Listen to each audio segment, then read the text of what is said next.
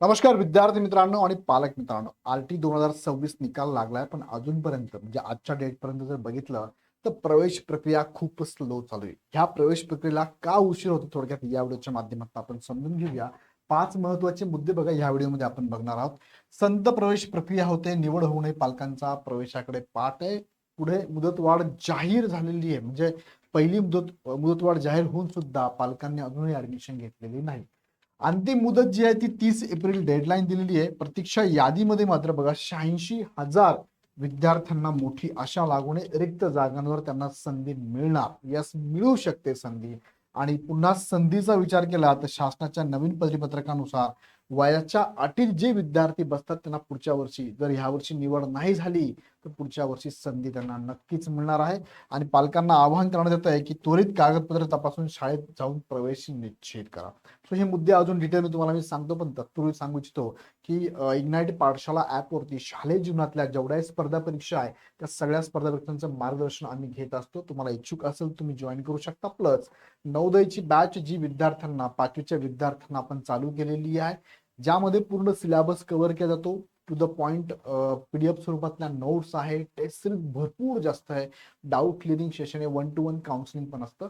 Batch चालू झाली, तुम्ही 2-2 हजारच्या इन्स्टॉलमेंट करून सुद्धा ही बॅच जॉईन करू शकता. सो ह्या बॅचला जॉईन करायचं असेल तर खाली डिस्क्रिप्शन मध्ये लिंक दिली आहे ऍपची. ऍप डाउनलोड करा आणि लगेच बॅच जॉईन करा. काही शंका असेल तर खाली नंबर दिलाय, त्यावर तुम्ही कॉल करू शकता. आता बघा, महत्वाचा मुद्दा आहे. लोकमत न्यूजपेपरने पण ही बातमी दिलेली आहे. 7 दिवसांत फक्त 16,000 प्रवेश झालेले आहेत. प्रवेशाचा वेग संत काय, तर आकडेवारी काय सांगते बघा. एकूण उपलब्ध जागा ज्या आरटी मधनं भरायच्या आहेत त्या किती आहेत? 1,14,816 जागा आहेत. निवड झाले विद्यार्थी, ह्या जागेसाठी एवढे विद्यार्थी निवडले म्हणजे 1,05,811. म्हणजे इथे जवळपास 9,000 विद्यार्थी निवडले गेलेच नाहीये. त्या जागा रिक्तच राहणार आहे, नाहीच मिळत इथे, लक्षात घ्या. आणि पुढे म्हणजे फक्त 16,481 प्रत्यक्ष प्रवेश झाले, म्हणजे 17,000च्या आसपास प्रवेश झालेले आहेत. ह्या राहिलेल्या आता फक्त आज विचार केला 24 तारीख 23 तारीख आहे, राहिलेल्या 7 दिवसात तुम्हाला उरलेले ऍडमिशन म्हणजे जवळपास 16 जर गेले याच्यामधनं तर 85,000 विद्यार्थ्यांना अजून ऍडमिशन बाकीच आहे. आता का जात नाही पालक, इथे पहिला मुद्दा की पालकांना बऱ्याच डॉक्युमेंट मध्ये डावललं जातंय, ज्याला म्हणजे आपण रेंट अग्रीमेंट बद्दल बरेचसे इश्यू चाललेले आहेत. दुसरा मुद्दा की शिक्षकांना अपेक्षित शाळा सोडून दुसरी शाळा आलेली आहे. तिसरा मुद्दा की शिक्षकांना म्हणजे पालकांना आपल्या पाल्यासाठी ऍडमिशन चेंज करून पाहिजे, म्हणजे पॅटर्न वेगळा आहे, सीबीएसई असं स्टेट असं वेगळं पॅटर्न आहे, ते पण होत नाहीये. सो या कारणास्तव बरेचसे पालक जात नाही. अजून एक महत्वाचा मुद्दा याच्यामध्ये असा आहे की बऱ्याच पालकांना माहितीच नाहीये की आपल्या पाल्याचा नंबर लागलेला आहे. त्यांना SMS किंवा मेल आले नाही, ते SMS ची वाट बघत आहे, कॉलची वाट बघत आहे.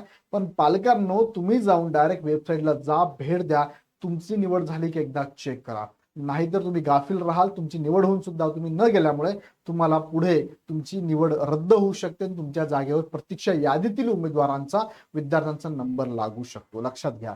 यात सांगितलं अजून 7 दिवस उलटू नये एवढे कमी प्रवेश, त्यामुळे प्रशासनाने पालकांना 30 एप्रिल पर्यंत मुदतवाढ ऑलरेडी दिलेली आहे. अजून मुदतवाढ मिळेल याची शाश्वती फार कमी आहे. निवड झालेल्या विद्यार्थ्यांसाठी 30 एप्रिल ही डेडलाईन आहे. नियम काय सांगतो, ज्या विद्यार्थ्यांचे नाव यादीत आले आहे त्यांना 30 एप्रिल पर्यंत शाळेत जाऊन प्रवेश घेणे सक्तीचे आहे. जर तुम्हाला पाल्याचं नाव पहिल्या यादीत आले आहे पण तुम्ही 30 एप्रिल पर्यंत आवश्यक कागदपत्र घेऊन शाळेत गेला नाही तर तो प्रवेश कायमचा रद्द मानला जातो. पुढे परत भविष्यात तुम्हाला संधी मिळणार नाहीये. मुदतीची वाट न पाहता आजच शाळेत संपर्क साधून ऍडमिशन कन्फर्म करा. आणि वेटिंग लिस्ट मध्ये जे 86,000 उमेदवार आहे त्यांचं काहीतरी, या 86,000 उमेदवारांना संधी मिळू शकते. कशी मिळू शकते? निवड झालेल्या विद्यार्थ्यांनी 30 एप्रिल पर्यंत प्रवेश नाही घेतला तर ती जागा व्हॅकंट राहते, रिक्त राहते आणि ह्या जागेवर वेटिंग लिस्ट मधील विद्यार्थ्यांना संधी मिळते. आता विचार केला तर 1,05,000मध्ये 1,05,000मध्ये फक्त 17,000 ऍडमिशन आतापर्यंत झालेली आहेत. म्हणजे जवळपास विचार केला तर जवळपास 88,000 ऍडमिशन अजूनही एक अंदाजे बाकी आहे. जरी झाली नाही तर वेटिंग लिस्ट मधल्या 86,000 विद्यार्थ्यांना नक्कीच या ठिकाणी संधी मिळू शकते. पहिल्या यादीत कुणी प्रवेश नाकारल्यास वेटिंग लिस्ट मधील अनुक्रमे नंबर 1, नंबर 2, नंबर 3, नंबर 4 असे बोलवले जातात. त्यामुळे पालकांनी निराश न होता अपडेट्सकडे लक्षात ठेवा. ज्या पालकांच्या पाल्याचा नंबर हा वेटिंग लिस्ट मध्ये, त्यांनी सुद्धा लक्षात ठेवा नेहमी या आरटीच्या वेबसाईटला भेट द्या किंवा हा चॅनल सबस्क्राईब करून ठेवा, बेल आयकॉन क्लिक करून ठेवा, कारण वेटिंग लिस्टच्या मुलांचे नंबर लागलेले मागे पण आणि ह्यावर सुद्धा मोठ्या प्रमाणात लागण्याचे चान्सेस असणार आहे.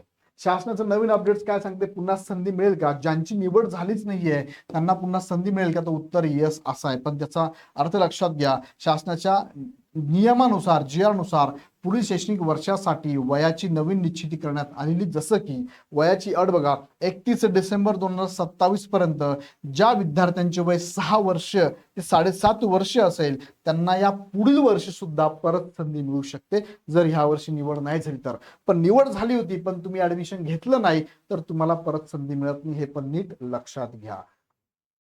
पालकांना आता आवाहन करण्यात आलेलं आहे की स्वतः चेक करा, एसएमएस ची वाट पाहू नका, स्वतः आरटी पोर्टलवर जाऊन स्टेटस चेक करा, तुमचा जो लॉग इन आयडी होता तो टाका आणि चेक करून घ्या.